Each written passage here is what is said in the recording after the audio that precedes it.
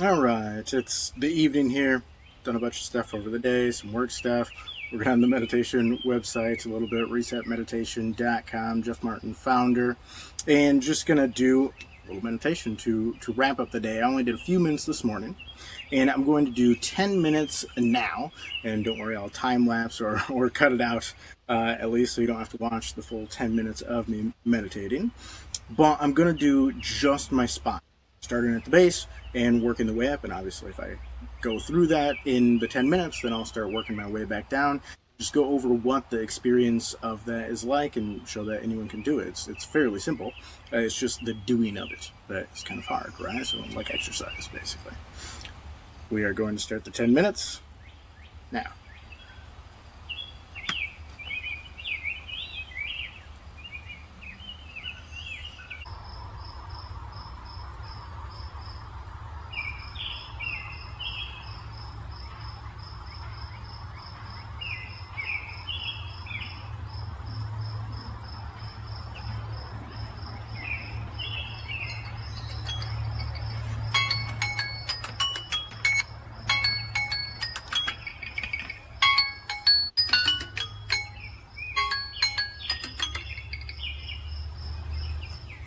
All right. So, let's have meditation there on the spine.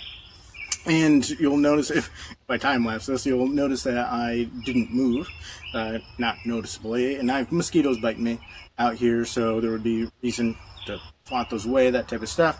But I'm not distracting myself with sensations from other sensations. I'm not distracting myself with other feelings from feelings that I'm feeling, right? So I'm just focused on the sensations and obviously moving up and down the spine.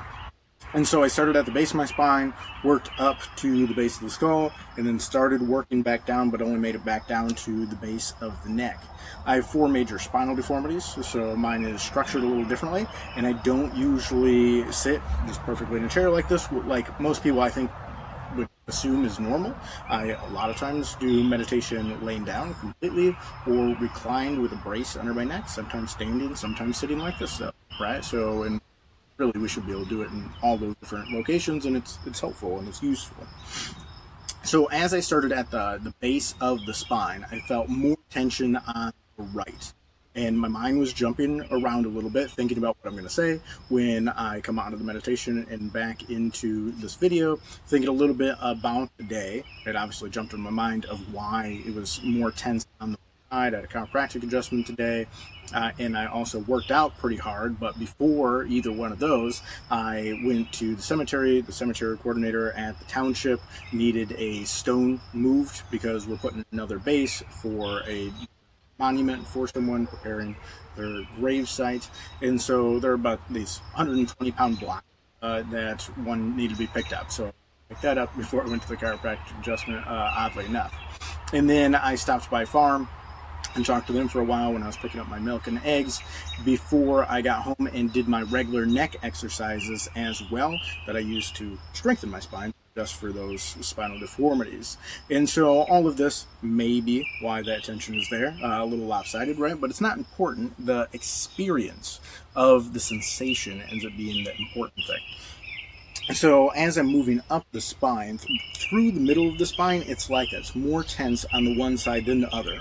When I get right up into like the middle of my back, that starts to resolve, right? As does some of the jumpiness in the thoughts starts to resolve, and that tension being a little lopsided, right? As I continue to move up, everything's like feeling pretty decent. The sensations are feeling pretty decent. I can feel almost everything. There's nothing big missing pieces, because you'll get that sometimes. The sensations will develop. You'll develop the ability to feel them, but right at first you may not have that. And so as I progress up, I get up to the base of the neck, and there's a little bit of tension there, right? And so kind of like tension going across my shoulders to a certain extent, not huge though. And I want to keep moving up and move up my spine, and this is where I have major issues with the spinal deformities, getting into the brainstem, base of the brainstem, and had some brain damage there. And so as I get into that, no major issue. Some odd tingling, essentially, sensations, but that's fairly normal for me. And then at that point, started moving back down, and this became really interesting. And it'll be interesting to see on the video if my head moved at all, because I felt an immense amount of tension of my head wanting to pull back. I attempted not to move and just feel that sensation of tension and pulling on my spine. And that didn't really go away. So I just kept feeling that in there across my shoulders, at the base of my neck, all of that tension and that pulling sensation, and that really didn't let up. And it was so intense in the area that I just stayed there. I don't know how long, but the rest of the time continue to move further down the spine. So decently, like fairly intense sensation, really. And so that's what it is, right? And there's a bunch more because you experience a lot. Your mind moves fast, your feelings move fast, and so when we communicate that into words, we lose some of that experience. That's why someone can't talk to you and tell you their full experience, their full life. It's just there's data that is lost in that transfer. We have to experience things for ourselves. And that's what we're doing. We're resetting ourselves back into our own sensations, the strongest contact we have with reality, which is our experience of reality directly. So that is the basic idea. Questions, thoughts, ideas, comments, concerns, obviously feel free to reach out, and you're able to put in your contact information at this time at resetmeditation.com if want me to reach out to you and talk to you about our private group program that we're launching, or our personal coaching as well.